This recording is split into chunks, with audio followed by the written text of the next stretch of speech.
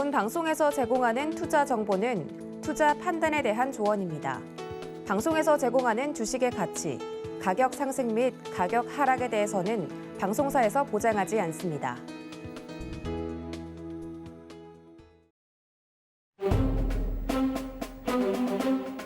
안녕하세요. 서경의 부장들에서 방송 부장 맡고 있는 도지은입니다. 오늘 같은 경우는 정말 전 세계가 충격에 빠진 날이었습니다. 러시아의 우크라이나 침공 소식으로 우리 경제는 물론이고 전 세계 경제에도 큰 충격을 주고 있는데요. 오늘 상황이 상황이니만큼 관련해서 산업부의 부장님 모시고 시장에 대한 영향과 앞으로의 전략을 나눠보도록 하겠습니다. 방송 중에도 저희가 노란톡은 늘 열어두고 있을 텐데요. 문자 샵 0082번으로 산업부 부장님과 함께하고 싶으신 분들은 문자 보내주셔도 좋고 QR코드로 입장 가능하니까 많은 참여 부탁드리도록 하겠습니다. 일단 오늘 어렵게 모신 산업부의 부장님 인사를 좀 드려야겠죠? 허반석 부장님 모시겠습니다. 부장님 어서 오세요. 안녕하십니까? 네, 저희 산업부와 오늘도 이야기를 좀 나눠볼 텐데 사실 우리 증시만 이야기할 수가 없는 상황이라서 긴급하게 또 산업부를 모시고 이야기를 좀 나눠보게 됐습니다. 일단 오늘 방송부에서 준비한 긴급 발제가 있는데 한번 만나보고 오시죠.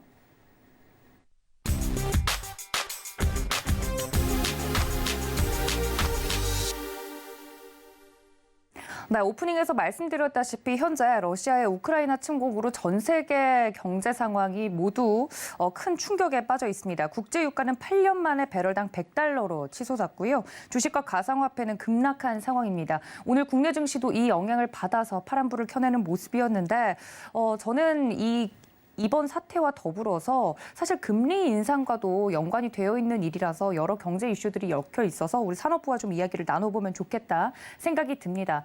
사실 많은 경제 전문가들은 그냥 말뿐일 것이다. 전면전으로는 가지 않을 것이다. 전쟁이 실제로 일어나는 확률은 굉장히 낮다라고 이야기를 해주시면서 전략을 짜주신 걸로 기억을 하는데 실제로 침공을 해서 전 세계 증시가 출렁였고 러시아 증시 같은 경우는 정말 큰 폭으로 급락을 하면서 많은 증시에 영향을 좀 주는 모습입니다. 산업부에서는 이 이슈를 어떻게 풀이하셨는지 좀 궁금한데요. 일단 타임라인을 정리할 필요가 있어 보입니다. 속보는 계속 올라오고 있는데 우리 허반석 부장님은 이번 이슈 어떻게 좀 정리를 해보셨을까요? 네, 오늘 시장에서 급박하게 돌아갔고 그리고 미국에서도 오늘 밤 안에 공격이 시작될 것이다라는 블링컨 국무장관의 이야기가 보도되면서 전운이 감돌기 시작을 했습니다. 23일 밤 끝나기 전 러시아가 우크라이나를 침공할 것이다라는 이야기가 나왔고 이를 미 동부 시간 기준으로 환산을 해보면 우리나라 시각으로는 오후 2시 안으로 침공이 시작될 것이다라고 시간을 좀 조율해 볼 수 있었습니다. 그리고 아침에 시작을 하면서 오늘이 이 리스크에 전쟁이 나지 않는다, 우크라이나로 침공을 하지 않는다라는 전제하에 이전에도 바이든 대통령이 침공을 할 것이다라고 이야기를 해왔기 때문에 이번에도 서로 그러한 이야기를 주고받는 것 아닌가라는 생각을 했고요. 그래서 오후 2시까지 침공에 대한 소식이 없을 경우에는 이 리스크가 오후 2시에 최고조에 달하겠구나라는 마음으로 오늘 장전을 준비하면서 9시를 기다리고 있었습니다. 그런데 한쪽에서는 이 국무장관의 이야기가 뜬금없는 소리가 아니다라는 이야기들이 전해졌고 거기에 대한 외신 등들을 빠르게 살펴보니까 우크라이나 지역의 무인 정찰기가 글로벌 호크라고 하죠. 무인 정찰기가 우크라이나 서쪽이죠. 돈바스 지역의 경계 부분을 수시간 동안 상공 위에서 관측을 하고 있다라는 이야기, 그 관측을 토대로 블링컨 국무장관의 이야기가 있었다라는 것들을 들어가니까 사실 한층 더 긴장이 고조되는 분위기였습니다.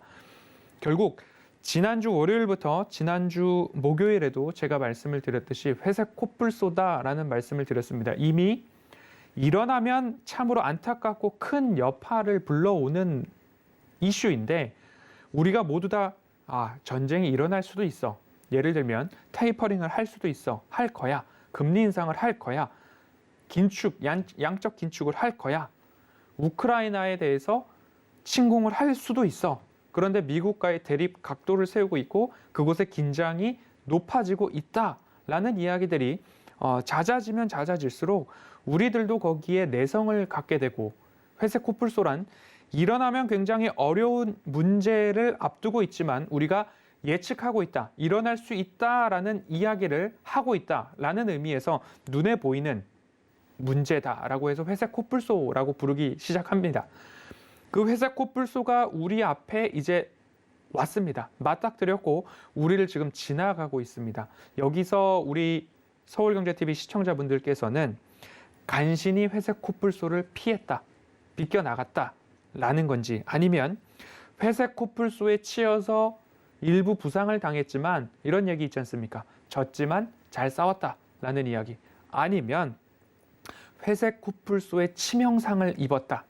또 하나는 회색 코뿔소에 발등 정도 조금 밟혔다. 여러분들의 계좌와 여러분들의 투자에 대한 리스크 관리는 이 네 가지 기준 중에 어디에 좀 속해 계실까라는 궁금증과 염려가 있습니다. 전면전 확산에 대한 우려는 아직까지는 전해진 바를 종합해 보면 미국과 유럽 그리고 나토의 군사력과 러시아 군사력이 충돌했다라는 이야기는 아직까지는 전해지지 않고 있습니다. 그런 것들을 보고 바이든 대통령이 그 이후에 우크라이나를 위해서 기도하자라는 이야기를 하면서 미국이 여기서 군사력을 동원했을 경우에는 세계 대전으로 확전의 가능성이 너무 크기 때문에 우리는 경제 제재에 대한 부분들을 24일 하나하나 결정을 해 나가겠다라는 보도까지 이어졌습니다. 앞서서 돈바스 지역 서측 우크라이나 정부군이 주둔하고 있는 지역에 미국의 글로벌 호크 무인 항공기가 수시간 동안 상공을 선회하면서 관측을 했다라는 말씀을 드렸는데요. 이 레이더 프로그램, 레이더를 보여주는 항공 레이더 관측 사이트에서 오전 11시까지 이 부분들을 모니터한 귀퉁이에 열어놓고 꾸준하게 저도 같이 관찰을 했습니다. 그러다가 11시를 전후해서 선회하던 기존의 라인을 벗어나서 우크라이나 서쪽으로 다시 회귀하는, 출발점을 보니까 이탈리아 남쪽 해상에서부터 이 무인 항공기가 발진을 했는데 다시 우크라이나 서쪽을 향해서 쭉 기존의 관측 통로를 이탈해서 돌아가는 모습들이 나왔습니다. 하지만 그 레이더 안에서는 새로운 관측기가, 무인 항공기가 나타나고 있지 않은 모습들을 보았을 때 일부 군사적으로 작전에 참여를 했다던가, 또는 우리나라 예비군들은 누구나 다 전직 군인 아니겠습니까?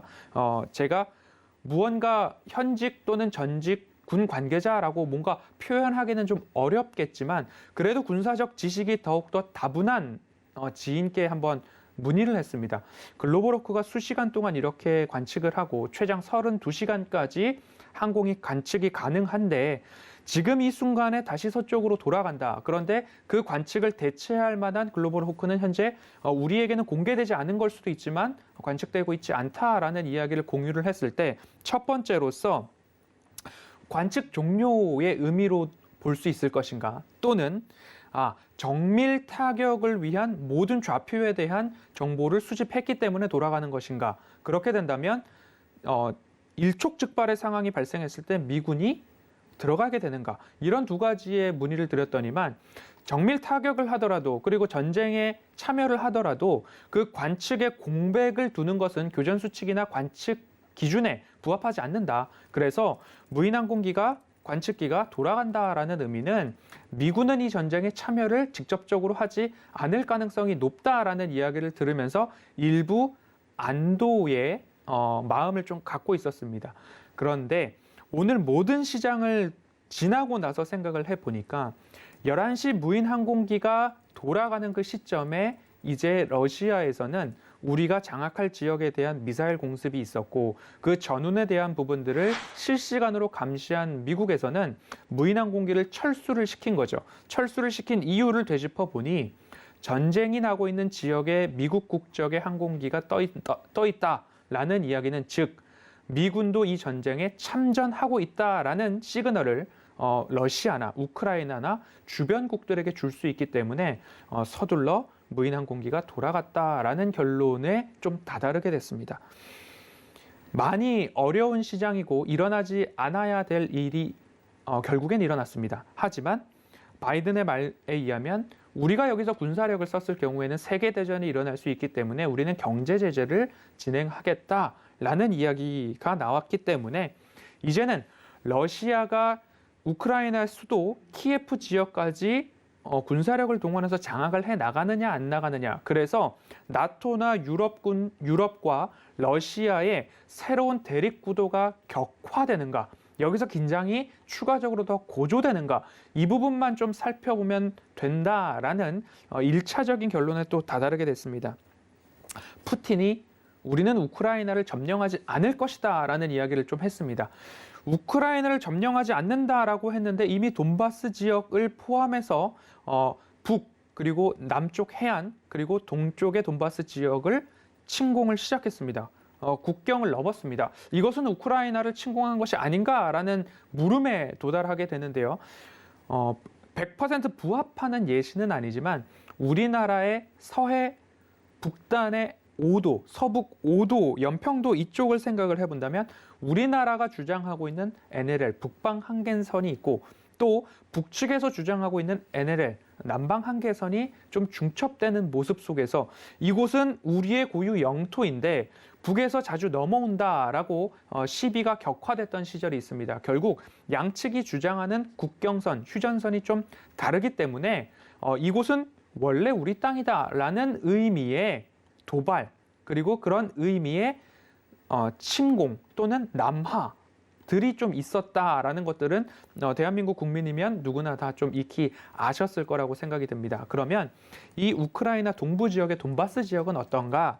결국엔 두 독립국이 있는데 그 독립국은 이전부터 러시아가 뿌리다. 그리고 러시아로 귀속되기를 원하는 주민들이 대다수다라고 생각을 하기 때문에 러시아의 입장에서는 이곳은 우크라이나가 아니다라고 주장을 하고 있기 때문에 사실 푸틴이 우리는 우크라이나를 침공하지 않을 것이다라는 이 워딩이 기만 전술일 수도 있지만 역사적으로 조금 더 살펴봤을 때 이곳까지는 우크라이나가 아니라고 생각할 수도 있겠구나라는 또 다른 해석을 할 수 있게 됩니다. 그곳이 루간스키 인민공화국이고 도네츠크 인민공화국 그리고 돈바스 지역까지도 조금 반정부군과 그리고 친러 반정부군과 우크라이나 정부군과의 대립이 조금 더 격화되고 있는 모습입니다. 이러한 이야기들을 오늘 장중 내내 겪어야 했고 장중 내내 전해져 오는 속보들을 이게 팩트가 맞는가 우크라이나 대통령궁에 미사일이 날아왔다라고 하는데 이것이 사실인가 아닌가 여러 가지 이야기들이 오고 갔습니다. 그래서 결국엔 네티즌들과 너무나 초고속으로 연결되어 있는 글로벌 사회이기 때문에 우크라이나 스팟마다 라이브 스트리밍 캠이라고 하는 인터넷 주소가 돌면서 유튜브를 통해서 우리가 교통 카메라를 열거나 유명 관광 명소에 설치되어 있는 스트리밍 카메라를 통해서 그 지역을 관찰할 수 있었던 것처럼 우크라이나 곳곳에 있는 특히 수도 키예프 중심으로 있었던 카메라 몇 곳이 이제 네티즌들에 의해서 서로 글로벌 사회로 공유가 되면서 이곳에는 아직까지 미사일이 날아오지 않았다. 이곳에서 아직까지 전우는 없다. 하지만 우크라이나 전 지역에 계엄령이 선포되었기 때문에 사이렌 소리는 들리더라라는 것들을 이제는 실시간으로 확인하는 시간까지 왔습니다. 2월을 시작할 때 1월 말 명확한 기준에 의해서 리스크 축소, 종목 수를 줄여 나가시면 좋겠습니다라고 말씀을 드리면서 2월의 캐치프레이즈를 좀 설명을 드렸습니다. 금리 인상을 할 수도 있고 테이퍼링 종료가 임박하고 그 금리 인상과 양적 긴축이 동시에 일어날지 아니면 금리 인상의 폭이 얼마나 가파를지 어느 누구도 알 수 없는 상황이기 때문에 1월 이후에도 어려울 수 있는 시장 속에서 종목수 줄이기, 리스크 관리를 좀 진행을 하셔야 하는 것을 2월 한 달의 목표로 좀 삼아보면 좋겠습니다라고 말씀을 드리면서 명확한 기준에 의한 리스크 축소를 2월의 캐치프레이즈를 좀 말씀을 드렸습니다. 지난주에도 전운이 참 많이 감돌았었습니다. 그 전운이 감돌 때 어떤 말씀을 드렸었냐면 전쟁이 진짜로 나면 어떤 부분들을 하나하나 체크하셔야 되는가에 대한 말씀을 좀 드렸습니다. 첫 번째로 국제 유가 보셔야 되고요. 두 번째로 달러 지수 좀 보셔야 되고요. 세 번째로 원자재 가격, 그리고 외신 기자들의 보도가 국내 뉴스뿐만 아니라 동일하게 외신으로부터 전해지는 것이 있는가 체크하셔야 되고요. 그리고 국내 증시뿐만 아니라 미국의 선물지수나 아시아 주요국 지수 그리고 유럽 지수들이 동반돼서 뭔가 침체, 하락, 특히 우크라이나나 러시아의 증시가 대폭락하는 모습들이 보이는가 이 부분까지도 더블 체킹을 하시고 진짜로 전쟁이 났는가 안 났는가를 판별해 보시는 것이 굉장히 중요하다라는 말씀을 좀 드렸습니다. 그래서 오늘 기준으로 좀 보자면 국제유가가 장중 98불 이상까지 올라갔고요. 그리고 방송을 들어오기 직전 브렌트유는 이미 장중에 100불을 넘어섰는데 WTI 국제유가도 100불을 방송에 들어오기 전에 일시적으로 돌파를 한 모습들이 좀 나왔습니다.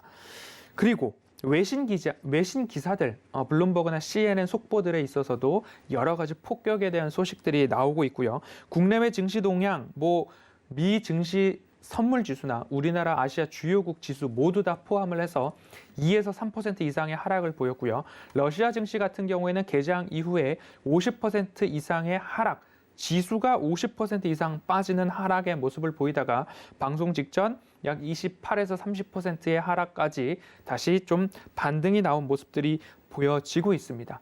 이런 것들을 좀 종합해 봤을 때 이번에는 실제로 러시아가 우크라이나를 침공하게 맞고 침공의 강도를 보았을 때는 북쪽, 남쪽 해안, 동쪽의 돈바스 지역 포함해서 세 곳을 중심으로 상륙작전 및 침공이 있었다.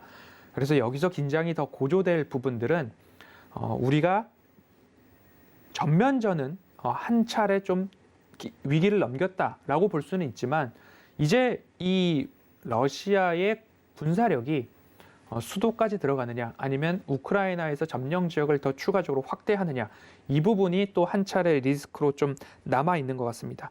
지난주와 이번 주의 차이를 보면 동일한 기준인데 WTI의 상승, 브렌트유의 상승, 그리고 외신 기사들과의 중첩된 내용의 팩트 체크, 그리고 외국 증시나 선물 지수 모두 다 하락하는 모습들을 더블 체킹했을 때 이번에는 진정으로 침공이 있었구나라는 결론에 좀 다다르게 되었습니다.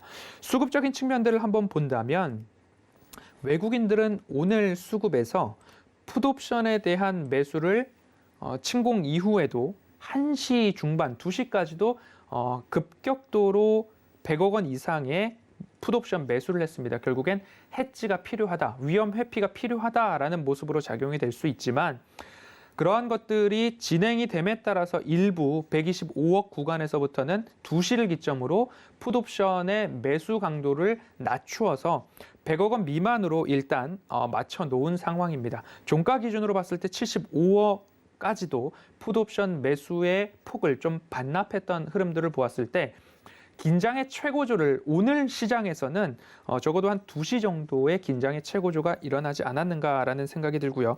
안타깝게도 코스피 시장에서는 개인들의 순매수가 어마어마하게 좀 들어왔습니다. 1조 이상의 개인들만 오직 매수를 했고요. 코스닥 시장에서도 개인들만 1,700억 원 이상의 순매수를 좀 보여주었습니다. 예전에 이렇게 지정학적 리스크에 의한 전쟁에 의한 일들이 나왔을 때도 동일하게 개인들은 지금 긴장의 최고조다라는 이야기에 무언가 더 싸졌다라는 생각에 매수를 많이 하는 경향들이 있었습니다. 하지만 진 바닥이 나왔다라는 시그널이 나올 때에는 결국엔 개인들이 1조 원 이상 매수한 매물을 일부 손절할 때 그제서야 진 바닥이 좀 나왔더라라는 그러한 수급적인 측면까지 참고를 해볼 때 아직까지 리스키한 상황이다라고 좀 이해를 해주시고요. 이러한 것들이 언제쯤 진 바닥까지 도달을 했느냐? 오늘 방송을 끝까지 시청을 해 보신다면 제가 2014년도 크림반도에서 있었던 일들을 시간대별로 정리를 해서 지금 이 돈바스 지역으로 들어간 침공은 현재 어느 구간까지 리스크가 확장된 상황이고 결국 언제 정도의 어느 지점쯤에는 우리가 매수 대응을 하기에 한결 좀 수월한 편안한 마음을 가질 수 있을까에 대한 말씀을 좀 드리고 싶습니다. 네, 저희 산업부장님이신 허 부장님께서 오늘 시장에 대해서 이야기를 간략하게 전달해 드렸는데요. 이럴 때일수록 오히려 계속해서 올라오는 속보들 사이에서 팩트 체크가 중요하다. 그리고 지수 같은 경우는 선행하는 그런 습관이 있기 때문에 이 지수가 이만큼 하락했다는 게 어떤 걸 의미하는 건지 잘 체크를 해봐야 되는 것 같다라고 말씀을 좀 해주시면서요. 말씀해 주신 것처럼 저희는 이제 서경의 부장들이고 이 회의를 통해서 앞으로 저희 포트폴리오 전략을 짜는 것이 목표이기 때문에 중요한 건 이번 전쟁으로 선포된 이 상황이 우리 증시에 어떤 영향을 미치는지 확인해 보는 것이 가장 제1 의무인 것 같습니다. 말씀해 주신 것처럼 가장 중요한 건 우크라이나발 쇼크로 인해서 하루 만에 우리 시장에서 시가총액 68조 원 정도가 증발을 했고 많은 분들의 계좌가 파랗게 물들었을 거란 말입니다. 이 상황에서 저희가 짜가야 되고 계속해서 과거에 있었던 역사적인 사항들을 통해서 지금 우리 구간이 어느 부분을 지나가고 있는지를 체크하는 것이 중요하겠다 말씀을 전달해 드렸습니다. 저희 산업부와 함께하고 싶으신 분들 많으실 겁니다. 장이 어려운 만큼 마음도 어려우실 것 같은데 저희가 노란톡은 방송 중에 내내 열어두고 있을 거고요. 관련돼서도 계속 올라오는 속보들은 방송을 통해 체크를 해 드릴 테니까 적극적으로 저희와 함께해 주시면 좋을 것 같다는 말씀까지 전달해 드리도록 하겠습니다. 참 러시아가 우크라이나 이외에도 그 주변 국가들을 계속해서 노려왔던 데에는 다른 것보다도 경제적인 이유가 크다고 좀 들었습니다. 부동항을 가지고 싶다라는 그런 욕구가 과거에도 있었던 것으로 저도 알고 있는데 그 타임테이블을 좀 오늘 정리해 주신다고요, 부장님? 네, 2014년도 3월에 있었던 일이죠. 러시아가 크림반도를 이제 병합하게 되는 그 과정들이 좀 나오고 있습니다. 2014년 3월 1일 우크라이나가 크림반도의 병력 2,000명을 증강을 시킵니다. 그리고 2일 미국이 러시아에 대한 경제 제재를 발표를 하고요. G8에서 러시아를 제외하겠다라고 으름장을 놓기 시작을 했습니다. 3월 5일과 6일 미국의 전투기, 공중급유기, 항공모함을 흑해에 진입시키는 등 러시아와 우크라이나 사이의 긴장에 우리가 여기에 버티고 있다라는 군사적 압박을 가합니다. 하지만 그 3월 5일과 6일에는 지금과 마찬가지로 우크라이나 서쪽, 결국엔 우크라이나까지 진입하지는 못했지만 폴란드 등지에 미국의 군사력을 증강시켰던 것처럼 2014년 3월 5일과 6일에도 미국과 유럽, 나토군들은 군사력을 증강시키고 긴장을 고조시키고 힘의 논리로 서로 평화를 유지하기 위한 작전들을 펼쳤지만 그곳에서 군사적 액션은 없었다라는 이야기가 이제 역사로 남아 있습니다. 그리고 3월 6일 크림반도 주민들을 대상으로 러시아로 병합될 것인가 독립할 것인가 두 가지 선택지를 놓고서 주민 투표를 하게 됩니다. 우리는 우크라이나에 남아 있겠다라는 것은 투표의 선택지에는 없었습니다. 그리고 3월 11일 러시아군의 대규모 군사훈련이 열립니다. 군사훈련은 이번 우크라이나가 침공하고 있는 22년에도 러시아는 연합훈련의 일종으로 군사훈련을 한 바가 있습니다.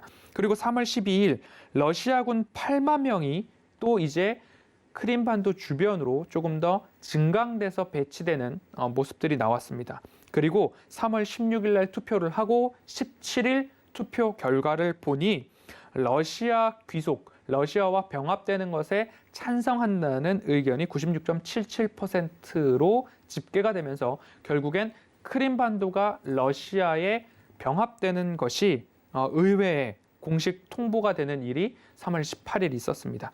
그리고 3월 20일 결국 증강했던 우크라이나 군 병력에 대한 완전한 철수가 3월 20일 크림반도 지역에서 있었습니다. 그러면 3월 1일부터 속전속결로 3월 20일 우크라이나 병력의 크림반도에서의 철수 타임테이블이 약 20일 어간에 이루어졌고요.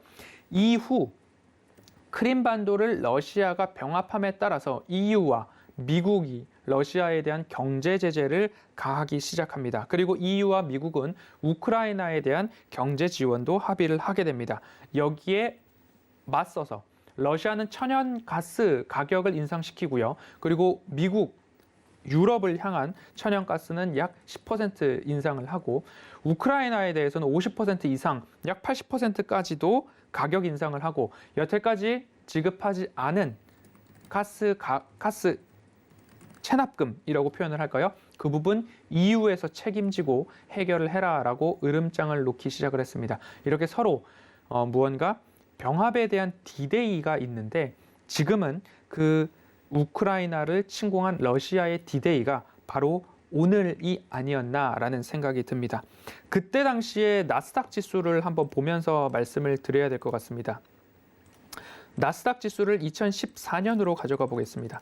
2014년 3월부터 과연 지수의 움직임이 어땠는가라고 본다면 지금 이 직전 고점의 구간이 약 3월 7일, 6일 어간의 고점이 나옵니다. 그러면 이 고점에서부터 어떤 흐름이 나왔는가? 제가 말씀드렸죠. 3월 1일 우크라이나가 크림반도에 병력 2,000명을 증강을 시키고 그때부터 긴장이 고조되기 시작했습니다. 그리고 3월 16일 투표를 하고 3월 17일 결국 러시아로의 병합이 주민투표로 확정이 되었습니다. 그리고 나서는 가스 가격이나 서로 경제 제재에 대한 부분들이 오고 가면서 4월 15일 단기 저점을 형성을 하게 됩니다. 이 단기 저점에 대해서는 직전 저점과도 맞닿아 있는 모습들이 나오고요. 그 이후에 이 직전 저점을 훼손하지 않는 흐름들이 나오고 있습니다. 그러면 가장 빠르게는 3월 1일 그리고 군사력 대결이 나왔을 때 나스닥 지수의 고점이 3월 6일, 7일 정도였고 저점은 약 한 달하고 보름 정도가 소요가 되는 4월 15일경에 저점이 나왔고 그 하락의 폭은 나스닥 기준으로 약 10% 정도 수준이었다라고 역사적으로 좀 볼 수 있을 것 같습니다. 15년도 이 14년, 15년도의 하락폭이 22년도 지금의 하락폭보다 적었습니다. 지금은 나스닥이 일부 그리고 특히 전쟁을 하고 있지 않은 우리나라 코스피 코스닥 지수가 더 큰, 더 많은 조정을 받고 있다라는 모습들을 좀 볼 수 있을 것 같은데요. 이러한 모습들을 보았을 때 그러면 22년도 지금 러시아가 우크라이나를 침공하고 있는 현재 우리는 크림반도 타임테이블에 놓고 본다면 언제쯤일까라고 한번 생각을 해보게 됩니다. 다시 그 타임테이블로 돌아가 보면요. 3월 1일 우크라이나가 병력을 증강했고 3월 16일, 17일 투표 결과가 나왔던 날을 이 우크라이나 크림반도가 러시아로 병합되는 디데이라고 본다라고 한다면 오늘이 그 러시아가 우크라이나로 침공을 결정한 그리고 개시한 디데이가 되지 않을까 생각이 됩니다. 그러면 크림반도 병합 때와 오늘 이 돈바스 지역에 대한 침공을 시작한 디데이를 같은 타임라인에 세워놓고 비교해 볼 수 있지 않을까 생각이 됩니다. 그러면 3월 16일부터 나스닥 저점이 나왔던 4월 15일까지는 아무리 길어야 한 달이라는 시간이 나옵니다. 그러면 각 디데이를 기준으로 저점이 완성되고 반등다운 반등이 나올 때까지 한 달, 빠르면 15일, 길면 한 달 정도의 시간이 나오지 않을까라고 이 크림반도 병합 때의 타임테이블을 대입해보면 그러한 전망, 1차적인 작은 결론에 다다르게 됩니다. 제가 이 크림반도 이야기를 드렸던 모습들 결국엔 먼 훗날 이런 이야기들이 뒤에서도 나오고 있죠. 크림반도 병합은 정말 미국에서도 모르고 있었던 러시아가 참 주민들의 무언가 작업을 해서 이렇게 속전속결로 이루어졌던 작전 같은 그러한 모습이 아니었나라는 이야기가 나올 정도로 속전속결이었습니다. 지금도 마찬가지로 서로 군사적인 대치를 하고 한다 하다가 결국엔 마찬가지로 올림픽이 끝나자마자 동일하게 이러한 일들이 군사적 작전이 좀 나왔습니다. 의견을 일부 종합을 하고 넘어가 보도록 하겠습니다. 온고지신이라는 이야기처럼 우리가 단순하게 한 달 정도만 참으면 반등이 나올 것입니다 라고 희망 회로를 돌리자라는 이야기가 전혀 아닙니다. 크림반도를 병합할 때 나스닥 지수가 조정을 받았고 지금 돈바스 지역에 대한 군사적 진출을 하고 있는 와중에 분명 국내외 글로벌 모든 정세가 조정을 받을 것이고 현재도 받고 있습니다. 그러면 언제까지 조정을 받을 것인가에 대한 무언가 가이드를 역사적 사실과 데이터를 통해서 좀 보자라는 이야기죠. 3월 15일부터 4월 15일까지 진 바닥을 확인했던 크림반도 병합 때의 타임 테이블을 본다면 지금부터 약 빠르면 15일, 길어야 한 달 정도 진 바닥을 우리는 확인하고 반등의 의미를 찾을 수 있는 지점을 유심 있게 어딘가에 메모를 해놓고 투자자로서 내 계좌를 지키기 위한 노력을 해야 한다라는 말씀을 드리고 싶고요. 국내 증시로 되돌아와 보도록 하겠습니다. 국내 증시는 2014년에 특이한 일이 없었습니다. 2014년에 그냥 3월 달 차분한 흐름들이 좀 나왔습니다. 오히려 코스닥 지수는 상승 후에 일부 기간 조정이 나왔다라고 보실 수 있고요. 코스피 지수 같은 경우에도 조정이 나오기는 했지만 이것이 전쟁 리스크, 지정 확장 리스크를 반영한 움직임이다라고 보기에는 그렇게 하락폭이 크지는 않았다. 결국엔 나스닥도 그렇고 코스닥도 그렇고 그 하락 이후에는 추세 하단에서 우상향 추세를 다시 그려나갔던 모습들이 나옵니다.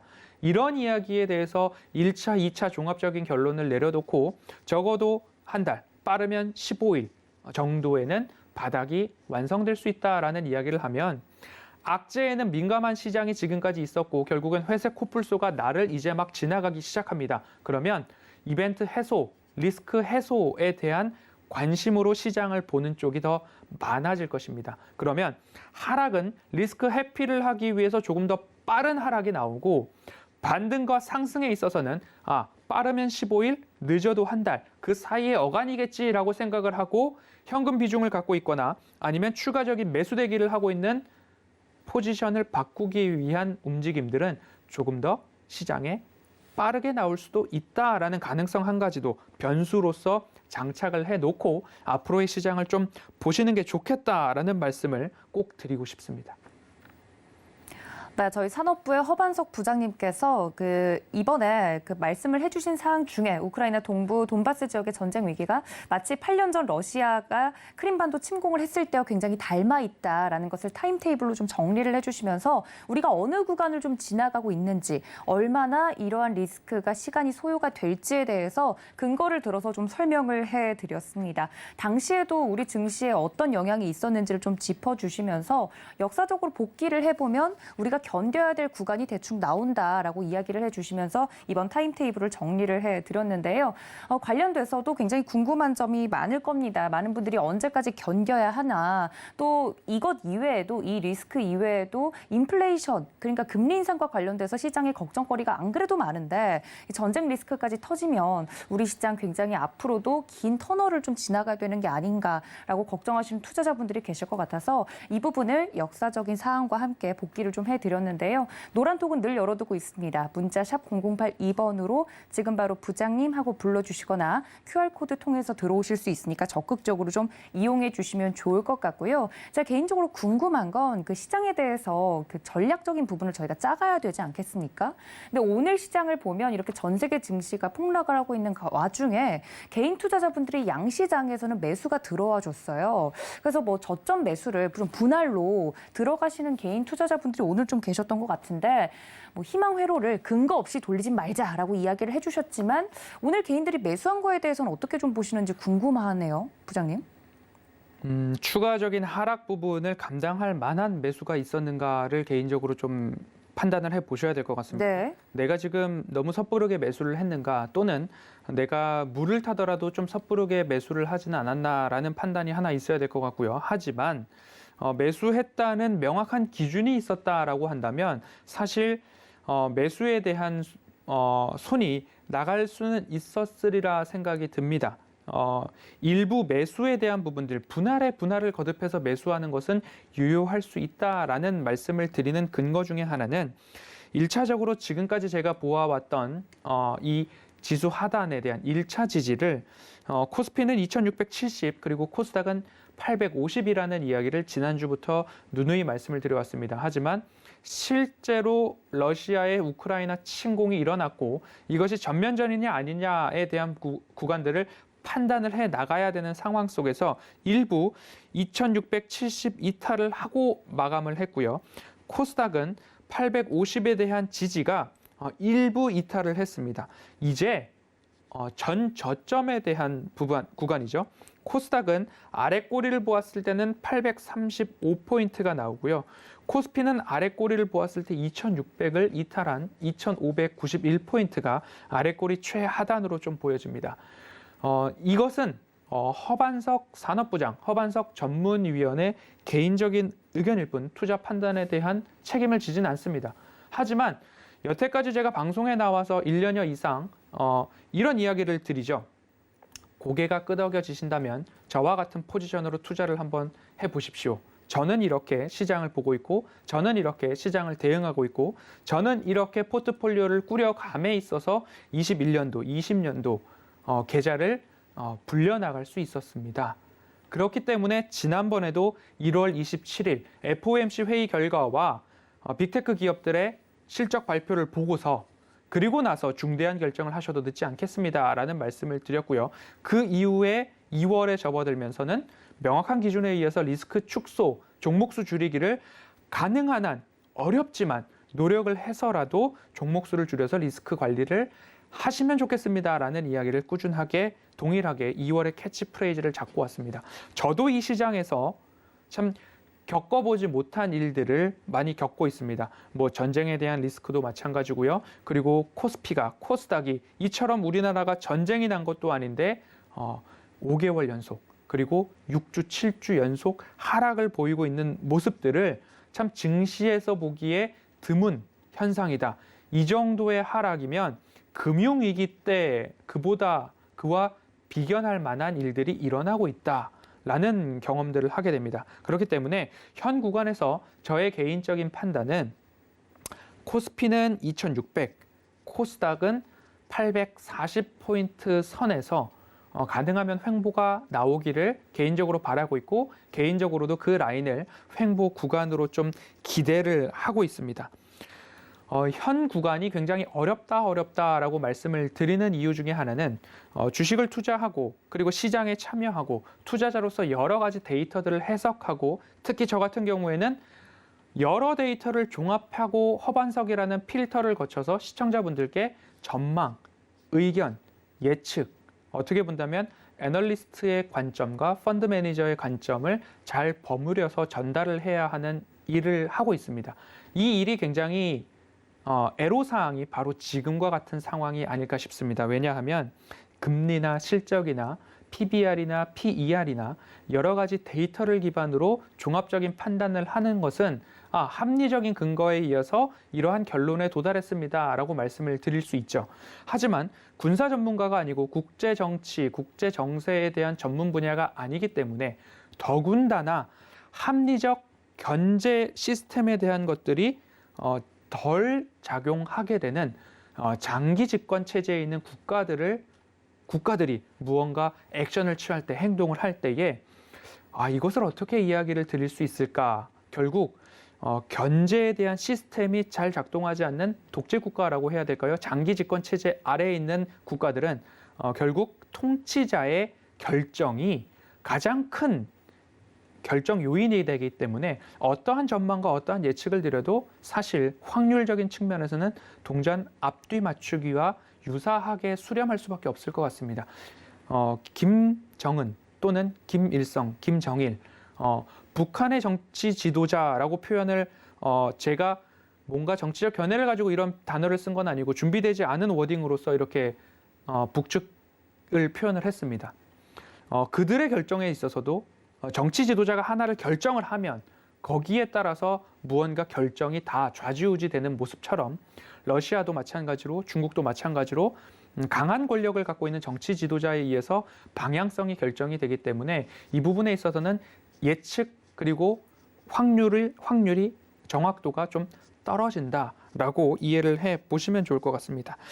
합리적인 판단이 어려운 시기이지만 다시 한번 온고지신이라는 말씀을 드리고 크림반도 병합 때와 지금도 굉장히 유사합니다. 서로 군사력을 증강시키고 긴장을 고조시키고 그 가운데서 빠르게 주민투표가 일어났고 러시아 병합이 결정이 됐습니다. 그 이후의 흐름도 거의 유사합니다. 미국은 우리가 여기서 군사력을 쓰게 된다면 세계대전으로 번질 수 있기 때문에 우리는 경제 제재에 대한 부분들을 먼저 고려하고 있다라는 이야기가 나왔던 것처럼 그리고 글로벌 호크 무인 정찰기를 빠르게 전장해서 회수를 시킨 것도 우리는 전쟁에 참여하는 국가가 아니다라는 시그널을 국제사회에 미리 준 게 아닌가. 그러면 이러한 것들을 본 러시아가 과연 민간인에게 피해를 끼치면서까지 너무 공격적으로 영토 확장을 해 나갈 것인가? 그랬을 때 국제사회로부터 받게 되는 비난에 대한 모든 정치적인 수를 그간 장기 집권했던 이 푸틴 대통령은 알고 있다라는 생각이 좀 들게 됩니다. 그렇기 때문에 명확한 기준에 의해서 기업의 펀더멘털이 확인이 된다라고 한다면, 그리고 그 기업을 내가 포트폴리오에 지금 담고 있다라고 한다면, 이제부터 중요한 것은 나의 멘탈 무장이 더 중요하다라고 일단 정리를 해보도록 하겠습니다.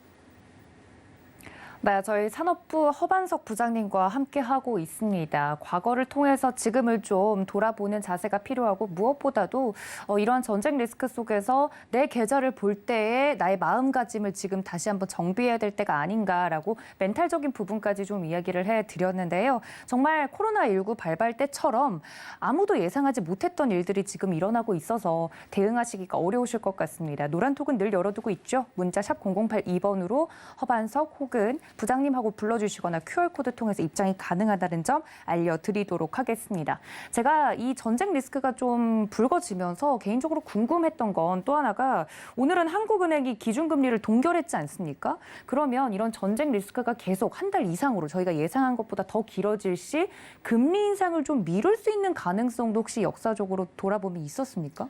사실 국채금리가 러시아가 우크라이나를 침공할 때 2년물과 10년물 모두 다 급격하게 떨어졌습니다. 5%까지도 좀 떨어지는 모습들이 나왔었는데, 그 이후의 흐름이 조금 예의주시할 필요가 좀 있어 보입니다.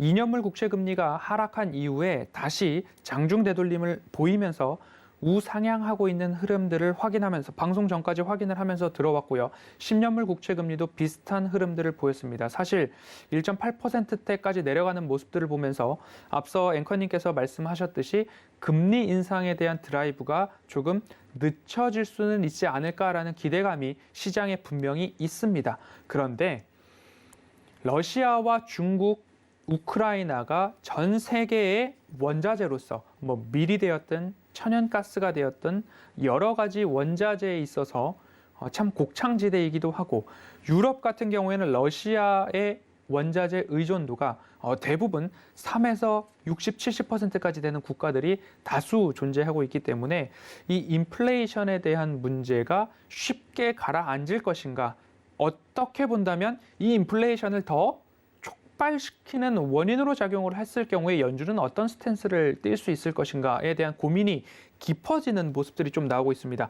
예를 들어서 본다면, 제가 이 전쟁이 진짜 났느냐 안 났느냐를 판단을 해야 될 때 환율 보셔야 되고 국제유가 보셔야 되고 외신 기사까지도 좀 더블 체킹을 하신 다음에 결정을 해도 늦지 않는다라는 말씀을 드렸습니다.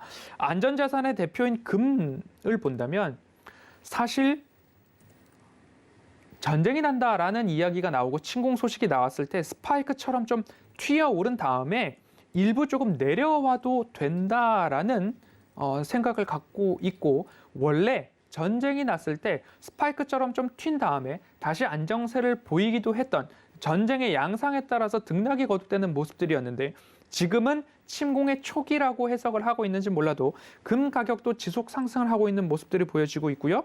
WTI 국제유가도 100불을 위협하고 있는 모습들, 크게 빠지지 않고 있는 모습들이 좀 나오고 있고요.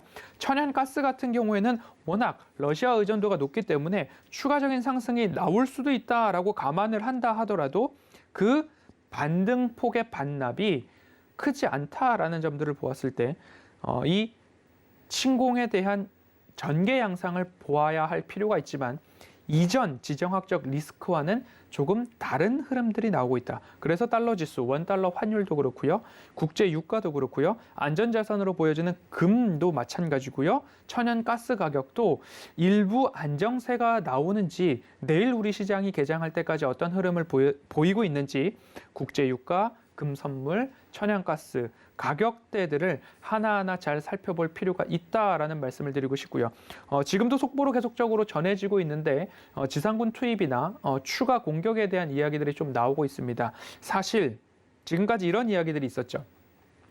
국내 증시가 시작할 때만 되면 탱크 보내, 군사력 배치해, 이런 이야기들이 많이 나오고, 네. 우리 장 마감만 하면 미 증시 선물이 반등하고 이러한 일들이 비일비재하게 반복되고 있었습니다. 어떻게 본다면 우크라이나가 러시아를 침공할 때 오늘 밤에 침공할 수 있겠다. 시간적으로 계산해 보니까 우리 시간으로 오후 2시였습니다. 그러면 잘 보이는 낮에 장악할 곳, 고지들, 주요 요점들을 정밀 타격한 이후에는 일부 밤에는 전쟁이 소강 상태로 접어들 수도 있다라는 그러한 부분을 하나 희망의 실마리로 좀 남겨놓고 사실 우리가 전쟁이라는 이슈에 대해서 지금 제가 약 4, 50분 동안 이야기를 했지만 가장 중요한 거는 민간인들에 대한 피해가 없어야 되겠죠. 그리고 민간인뿐만 아니라 군에 주둔하고 있거나 군에 몸담고 있는 병력들에 있어서도 생명에 무언가 큰 희생을 주는 일들이 적어야 되겠다라는 모습입니다. 그래서 그런지 몰라도 나토군이나 미국과 유럽은 군사력 사용에 대해서 자제를 하고 있는 모습들이 아닌가라는 생각이 들고요. 한편으로 아쉬운 점은 국제사회에서 무언가 강력하게 중재를 할 수 있는 정치 지도자가 이렇게 적었을까라고 하고 있는 아쉬움들이 좀 남습니다. 여러 부분에서 푸틴과 메르켈 독일 총리가 일전에 한번 회담을 했을 때 메르켈 총리는 어린 시절에 강아지에 물렸기 때문에 강아지에 대한 공포감이 극도로 있는 사람이었다라고 합니다. 하지만 푸틴이 그것을 알았는지 몰랐는지 모르지만 그 회담장에 대형견을 가지고 나왔는데 그곳에서도 굴하지 않고 메르켈 총리가 그 이후의 인터뷰를 보면 푸틴이 왜 강아지를 가지고 나왔는지 나는 이해한다 라는 이야기를 했던 것처럼 굉장히 강한 여성이었고 강한 정치 지도자였다라는 모습들을 보았을 때 참 그 부분에 대한 공백도 아쉬움이 있다라는 국제적인 이야기들이 나오고 있습니다. 결국 우리 장만 개장하면 참 어려운 시장이다라는 이야기들이 지속되고 있었는데요. 사실 이제는 다시 러시아와 우크라이나 지역이 일몰 이후의 구간으로 돌입을 하게 되면 더 격화되는 전쟁은 좀 줄어들지 않을까. 왜냐? 러시아군은 할 만큼 진격을 했다라는 판단들이 하나하나 좀 나오고 있고 일방적인 공격이 되고 있다라는 모습들로 해석할 여지들이 있기 때문에 국제적인 뉴스 플로우를 좀 따라가면서 얼마만큼 이 긴장이 완화되는가 좀 따라가시면 좋을 것 같고요. 앞서서도 말씀을 드렸습니다. 이 긴장의 완화가 언제쯤 나올 것인가? 빠르면 15일, 늦어도 한 달이라는 말씀을 드렸습니다. 오늘 최종적으로 결론을 내보겠습니다. 명확한 기준에 의해서 리스크 축소를 이어오셨던 분들은 다행이구나라는 생각을 하실 수 있고요. 나는 회색 코뿔소의 한쪽 발 정도는 밟힌 것 같아 라고 생각하시는 분들은 그래도 아무리 길어도 한 달이면 다시 회복할 수 있는 시간이 도래한다라는 기대감 이어갈 수도 있을 것 같습니다. 그래서 펀더멘털이 살아있는 기업들에 대해서는 조금 잘 지켜가자. 그것이 명확한 기준이다라고 말씀을 드리고 싶고요. 올해 1월부터 지금까지 전무후무한 충격을 받고 있는 글로벌 증시이고 국내 양 지수는 더 충격을 받고 있습니다. 그곳에서 정신 차리기 어려우시겠지만 이 전쟁터, 내 계좌에서 발생하고 있는 전쟁에서도 나의 멘탈 무장을 더 확고히 해 나감으로써 시청자분들께서도 이 전쟁에서 꼭 승리하는 일이 승리로 마감하는 계좌가 되시기를 마음을 담아 빌도록 하겠습니다. 네, 저희 허 부장님께서 이야기를 해주신 것처럼 참 이 21세기에 전쟁이라는 단어를 또 한 번 듣게 됐다는 것에 대해서 굉장히 속상하고 또 유감을 표하는 바입니다. 관련돼서도 이 말씀해 주신 것처럼 미장과 지금 우리 시장이 디커플링 현상을 좀 보이고 있기 때문에 엇박자를 잘못하는 그런 투자를 했을 때 정말 계좌 상황도 전쟁터와 다름이 없을 것 같다라는 생각이 드는데요. 혼자서 대응하기 너무 어렵다 하시는 분들은 저희가 노란톡 열어두고 있을 테니까 저희 산업부 부장님과 함께 하시길 바랍니다. 문자 샵 0082번으로 부장님 불러주시거나 QR코드 통해서 입장이 가능하다는 점 다시 한번 알려드리고요. 저는 부장님과 함께 여기서 좀 인사를 드려야 될 것 같습니다. 또 본 방송에서 제공해 드린 정보는 투자 판단에 대한 조언일 뿐 해당 주식의 가치나 수익률을 보장하고 있지 않다는 점까지 알려드리면서요. 인사드리면서 저는 2부로 다시 돌아오겠습니다. 시청해 주신 여러분 고맙습니다.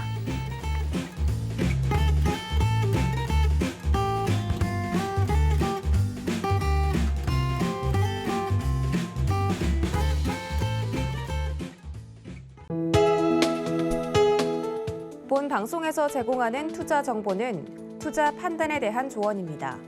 방송에서 제공하는 주식의 가치, 가격 상승 및 가격 하락에 대해서는 방송사에서 보장하지 않습니다.